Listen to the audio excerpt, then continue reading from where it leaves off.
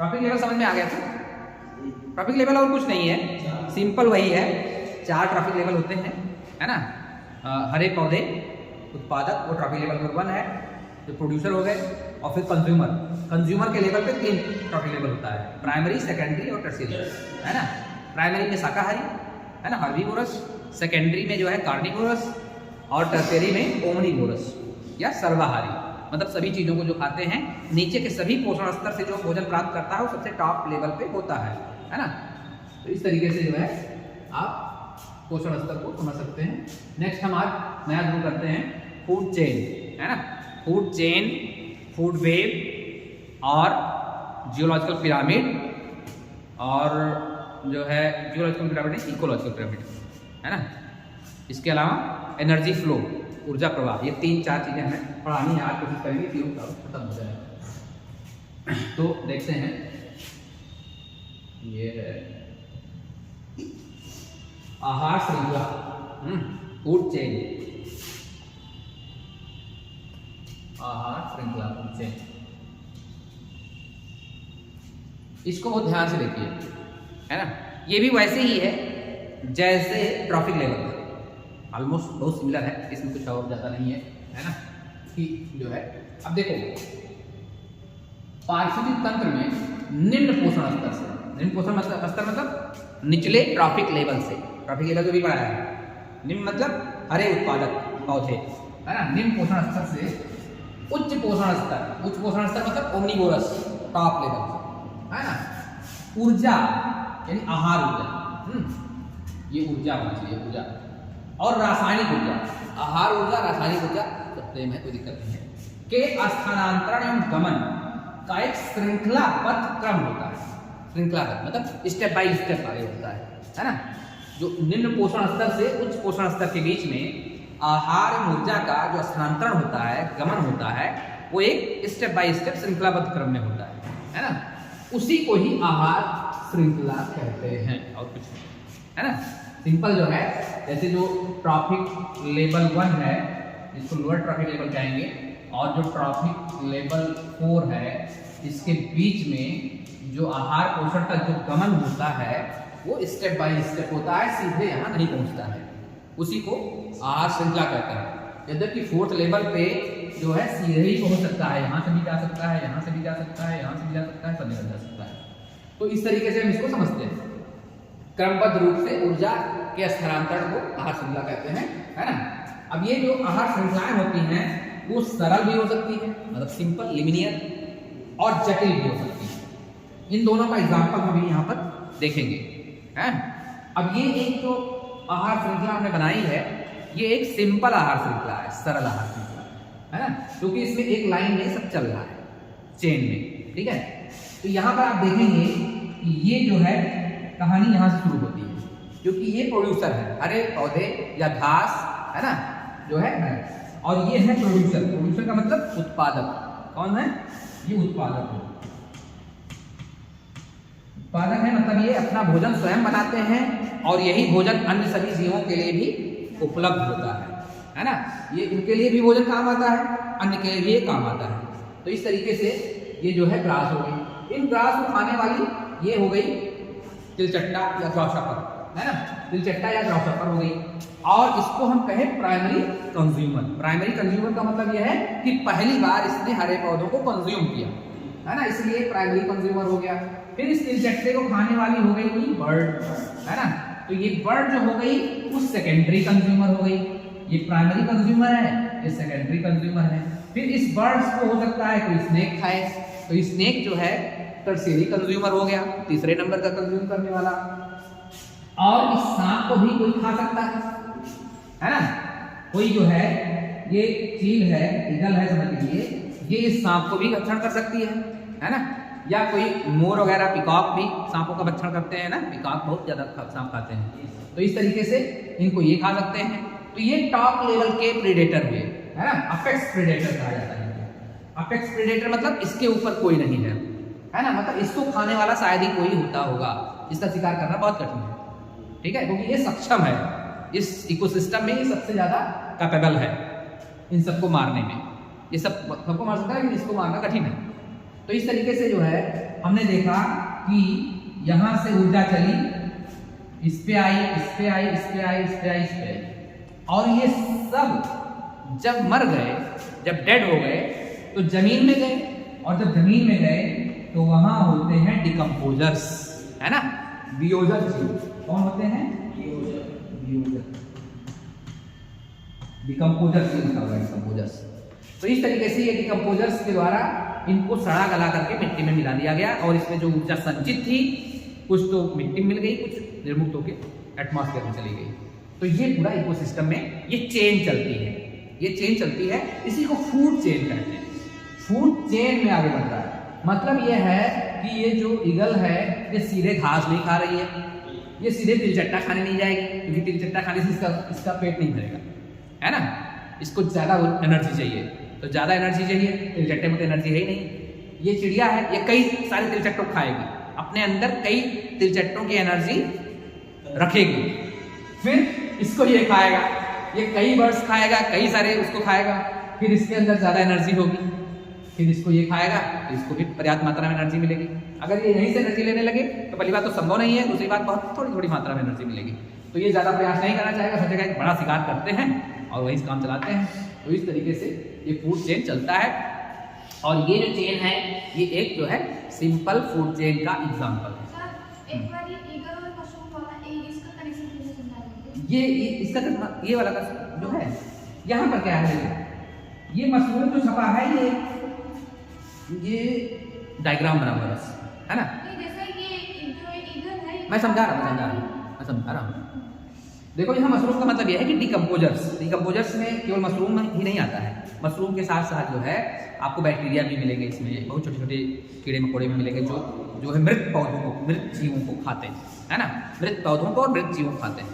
यहाँ पर जो ये है एक तीर इधर लगी है और फिर आगे इधर भी तीर लगी हुई है ना, ये तीर दिख रही है, इसका मतलब ये है कि ये सब जब सड़े गले मिट्टी में मिले तो उनपे इन्होंने काम किया, और काम करके उसको जो है सड़ा गला के मिट्टी में मिला दिया, है ना, ईगल को भी मिलाया। यहाँ पर सिर्फ ऐसे तीर लगाई गई है, ये सही नहीं है, इसमें यहाँ से भी आता है, यहाँ से भी आता है, यहाँ से भी आता है, यहाँ से भी आता है ना। ये सब जब मरेंगे तो सब मिट्टी में मिलेंगे, है ना, जमीन पे गिरेंगे, फिर जमीन पे डिकम्पोजर्स यानी वियोजक करने वाले सूक्ष्म जीव काम करेंगे, और सूक्ष्म जीव काम करके क्या करेंगे, उसको मिट्टी मिला देंगे और मिट्टी की जो है फर्टिलिटी बढ़ा देंगे, है ना। ये सब जहाँ देखो आप कोई जानवर वानवर मरा हो तो जब सड़ गल के बिल्कुल मिल जाता है तो वहाँ की मिट्टी कितनी उपजाऊ हो जाती है ना, उपजाऊ हो जाती है। फिर उसी उपजाऊ मिट्टी पे ये ग्रास उगती है और ग्रास खूब ग्रो करती है ना। तो यानी कि ये सब सड़ गल के कहीं ना कहीं इस ग्रास के उगने में भी मदद कर रहे हैं, नहीं कर रहे हैं, तो सब एक दूसरे को प्रभावित कर रहे हैं, है ना। ऐसा नहीं ग्रास बिल्कुल इंडिपेंडेंट है, ये ग्रास भी इन सबसे प्रभावित हो रही है, क्योंकि जब ये सड़े गलेंगे तो अल्टीमेटली चाहे इनको खा ले, चाहे सड़ जाए, चाहे जैसे भी जमीन में जाएंगे, और जब जमीन में जाएंगे तो वो वहाँ पर घास उगने में मदद करेंगे, क्योंकि वहाँ की उर्वरा शक्ति बढ़ गई होगी। जब बढ़ गई होगी तो एक किसी से हम मान लेते हैं कि ये सब इस घास के उगने में भी मदद कर रहे हैं, है ना। ये घास इनको भी भोजन दे रही है और इस घास को ये सब भोजन दे रहे हैं, है ना, पोषक तत्व दे रहे हैं, तभी घास अच्छे से उग पा रही है ना। ये बात समझ में आ रही है। तो इस तरीके से सब एक दूसरे से इंटरकनेक्टेड हैं, और यही है इंटरेक्शन का सिद्धांत, है ना। इकोसिस्टम में इंटरेक्शन होता है जीवों के बीच में, आपस में और उनके फिजिकल एनवायरनमेंट के साथ, यही इंटरेक्शन है ना। समझे? तो ये वाला समझ आया जो तीर इधर लगी हुई है, समझ आया? अब हम लोग एक उदाहरण देखते हैं किसी जटिल फूड चेन का, है ना, जटिल फूड चेन का। आगे ये वाला डायग्राम है, आप देखेंगे इसमें ये जटिल फूड चेन का एग्जांपल है, कॉम्प्लेक्स है थोड़ा सा, है ना। इसमें भी एक एक लाइन है, लेकिन कई सारी लाइन है ना। तो इसमें आप देखने का प्रयास करें। पहले इधर वाला देखें, ये क्या है, घास है, ये घास उगी हुई है। इस घास को खाने वाले कई सारे जानवर हो सकते हैं, छोटे से लेकर बड़े तक, है ना। छोटा जानवर तिलचट्टा हो सकता है, इससे थोड़ा बड़ा चूहा हो सकता है, और इससे बड़ी क्या हो सकती है, डियर हो सकती है। तो ये सब इसको खाएंगे और सब शाकाहारी है, सब इसी से खा के अपना भोजन प्राप्त करेंगे। और जब इनको भोजन प्राप्त कर लेंगे तो इनको खाने वाले अलग अलग जीव होंगे, है ना। तिलचट्टे को कभी ये नहीं खाने आएगा, है ना। चीता क्या कभी तिल चट्टा खाएगा? नहीं खाएगा। तिल चट्टे खाने वाली बर्ड्स होंगी, है ना, बर्ड्स खाएंगी, मेढक खाएगा, है ना, ये सब खाएंगे, सांप भी खा सकता है। तो इस तरीके से एक बात तो ये हो गया कि इस घास को खाया तिलचट्टे ने, तिलचट्टे खाई बर्ड्स ने, बर्ड को खाया स्नेक ने, स्नेक ने खाया, स्नेक को खाया ईगल ने। ये एक बात ये हो गया। दूसरा बात इधर भी हो सकता है कि इसको बर्ड्स ने, ये रैट ने खाया और रैट को ये कोई जो है जयकार टाइप सियान टाइप का लग रहा है, इसने खाया, और फिर इसको सांप ने खाया और सांप को इसने खाया। अल्टीमेटली एनर्जी कहाँ पहुंच रही है? एपेक्स प्रेडेटर पे। एपेक्स मतलब सबसे टॉप का प्रेडेटर है ना, उच्च स्तर का शिकारी है, और सारी एनर्जी यहाँ से निकल रही है और विभिन्न मार्गों से होते हुए यही पहुंच रही है ना। अब इसमें क्या हो रहा है कि एक फूड चेन मान लेते ये है, दूसरी फूड चेन ये है, तीसरी फूड चेन ये है, ये सभी फूड चेन आपस में इंटरकनेक्टेड जब हो जाएंगी तब वो कॉम्प्लेक्स हो जाएगा, है ना, तो ये जटिल हो गया। तो अब इसमें ये है कि यहाँ पर जो है हिरण ने खाया, हिरण को इसने खाया, इसको भी एक खा सकता है। तो इस तरीके से जो है जब जो है किसी इकोसिस्टम में ऊर्जा प्रवाह के कई सारे वैकल्पिक मार्ग उपलब्ध हो जाते हैं तो वहाँ पर जो है फूड चेन जो होता है वो कॉम्प्लेक्स हो जाता है, जटिल हो जाता है। और जब जटिल हो जाता है तो कई बार जब खूब जटिल हो जाता है तो इसी को फूड वेब भी कहते हैं, आहार जाल। एक आहार श्रृंखला और एक आहार जाल, फूड वेब। तो ठीक है, अगला हम देखते हैं जो है फूड वेब का एग्जाम्पल। ये देखो, ये फूड वेब है। फूड चेन का क्या परिभाषा थी? फूड चेन की परिभाषा एग्जाम जो है डेफिनेशन उसमें ये था कि